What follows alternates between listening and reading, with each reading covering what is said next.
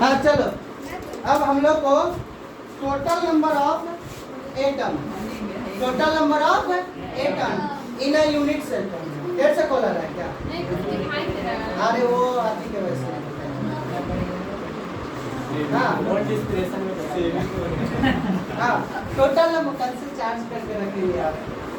वो total number of atom in a unit cell, total number of atom in a unit cell करना है। तो बताओ total number of atom in a unit cell कैसे निकालेंगे? तो इसके लिए सबसे पहले जनरल फॉर्मूला। तो देखो सुनो क्या बतला रहे थे, भूल गया। तो राज मिस्त्री से क्या पूछा जाता है? सबसे पहले कोई भी मकान जो बनवाता है वो क्या बोलता है कि भैया हमको लिस्ट बनाइएगा कि कितना कितना मटेरियल लगेगा। अब लगेगा कि नहीं, पूछता है कि नहीं? अरे कितना कितना मटेरियल लगेगा, पूछता है कि नहीं? अब उसी तरह से अब बतलाओ, क्या अगर तुम लोग को क्रिस्टल लैटिस बनाना है तो तुमसे क्या पूछा जाएगा है कि कितना कितना एटम लगेगा? तो वही निकालना है हम लोग को, number of atom in a unit से। अब देखो क्या राजमिस्त्री क्या करेगा, पर यूनिट पे देख लेता है कि अच्छा इतना जमीन इतना मकान बनाना है, तो वो पर यूनिट पे निकाल करके उतना से गुना करके अपना बता देता है कि हाँ भैया इतना लगेगा, इतना इतना ये लगेगा, ठीक है ना। क्या आपका कॉलम, कॉलम मतलब पिलर को लोग कॉलम बोलता है, कितना कॉलम है तो एक कॉलम में मतलब क्या कहते हैं लगभग 1 बोरा सीमेंट लगेगा, तो 4 कॉलम है तो 4 बोरा सीमेंट, ठीक है ना। अगर 10 कॉलम बना रहे हो तो 10 बोरा सीमेंट, उस तरह से वो कॉलम देख लेता है कि अच्छा इतना भाई इतना का रूम बनाना है, इतना कॉलम बनाना है, उस हिसाब से पहले वो देखता है, उसके बाद एक कॉलम का उसको पता रहा उतना से गुना करके निकाल लेता है। उसी तरह से हम लोग को भी क्या पता होना चाहिए, number of atom in a unit cell.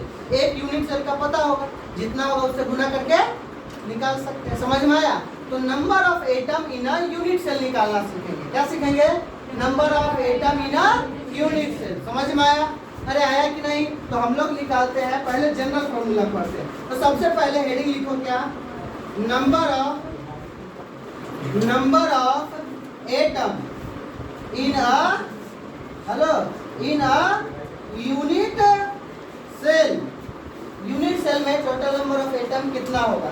तो इसका हम लोग क्या लिखते हैं सबसे पहले, general formula, general formula, general formula, ठीक है। अच्छा number of atom in unit cell को हम लोग ब्रैकेट में लिख लो, इसको रिप्रेजेंट करते हैं जेड से, इसे रिप्रेजेंट करते हैं जेड से।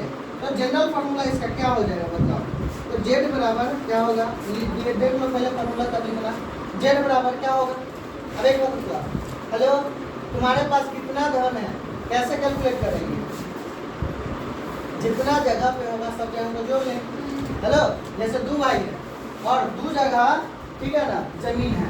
एक जगह है 5 बीघा और एक जगह है 7 बीघा है, तो एक जगह कितना हो जाएगा, 1/2 मतलब 5/2 से गुना कर देंगे तो ये 2.5 बीघा यहाँ का, 3.5 बीघा यहाँ का, दोनों को जोड़ दो तो कितना हो जाएगा, 6 बीघा जमीन तुम्हारा। समझ में? उसी तरह से यहाँ पर भी हम लोग क्या करेंगे, ठीक है ना, क्या किए हैं यहाँ पर टोटल क्या है 5 बीघा जमीन, हमने उसके कंट्रीब्यूशन से गुना कर दिए। अरे तो यहाँ पर भी क्या करेंगे, जय वो एटम प्रेजेंट है उतना गुने उसका कंट्रीब्यूशन, गुने उसका कंट्रीब्यूशन, तो क्या करेंगे total number of atom into उसका क्या हो जाएगा, इंटू कंट्रीब्यूशन, कंट्री। समझ में आया रे? Total number of atom into contribution, इससे गुना कर देंगे तो ये क्या हो जाएगा, अरे ये क्या आ जाएगा, total number of atom in unit cell.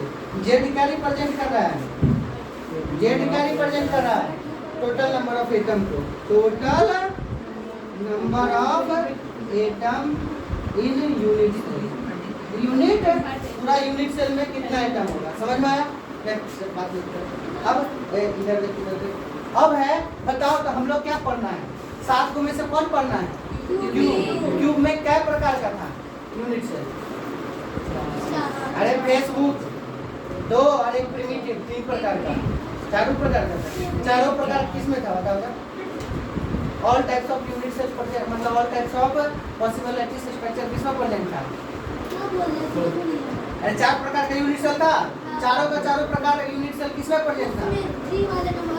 Octahedral, याद रखना है, ठीक है। तो अब बतलाओ हम लोग को क्या पढ़ना है, क्यूबिक। तो क्यूब में क्या होता है, 3 गो। अरे तो हम लोग को क्या पढ़ना है? For cube, for cube. अब एक बात बतलाओ, क्यूब में सबसे पहले हम लोग क्या पढ़ेंगे? Primitive unit cell. रुक, पहला क्या पढ़ना है? Primitive unit cell. अब एक बार बतला, प्रिमिटिव यूनिट सेल मतलब किसको बोले थे? प्रिमिटिव यूनिट सेल जिसमें एटम खाली कहाँ पे प्रेजेंट हो?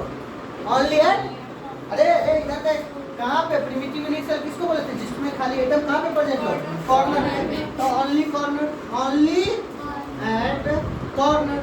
तो कॉर्नर पे प्रेजेंट था, तो जेड बराबर टोटल नंबर ऑफ कॉर्नर कितना होता है बताओ? 8। अब उन्हें उसका कंट्रीब्यूशन 1/8। अरे 1/8 समझ में आया? 8 से 8 है, तो जेड बराबर कितना हो जाएगा? 1। मतलब प्रिमिटिव यूनिट सेल बनाने के लिए मात्र एक यूनिट सेल के लिए कितना खर्च होगा? 1। समझ में आया? अरे कितना एटम? 1 एटम। कितना एटम? 1 एटम मात्र। आज क्या कुछ नहीं लिख रहा, खत्म हो गया। तो उससे मतलब नहीं, उधर दिखेगा। हाँ, ये समझ में आया? ये समझ में आया रे? ओए आया समझ में? दूसरा बतलाओ, दूसरा क्या है? दूसरा क्या है? अरे दूसरा क्या है? बीसीसी। दूसरा क्या है? BCC. BCC body centred unit cell में कहाँ था प्रेजेंट? कॉर्नर पर। अरे कहाँ पे था? कॉर्नर पर प्लस बॉडी सेंटर पर। बीसीसी का मतलब क्या है? पहले इसका फुल फॉर्म निकालो। Body centred unit cell, cubic unit.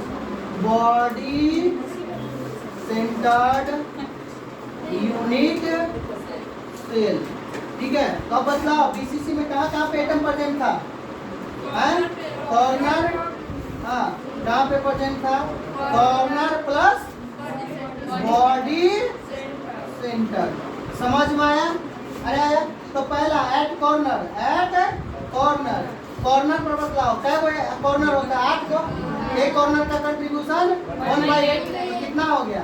1। और एट बॉडी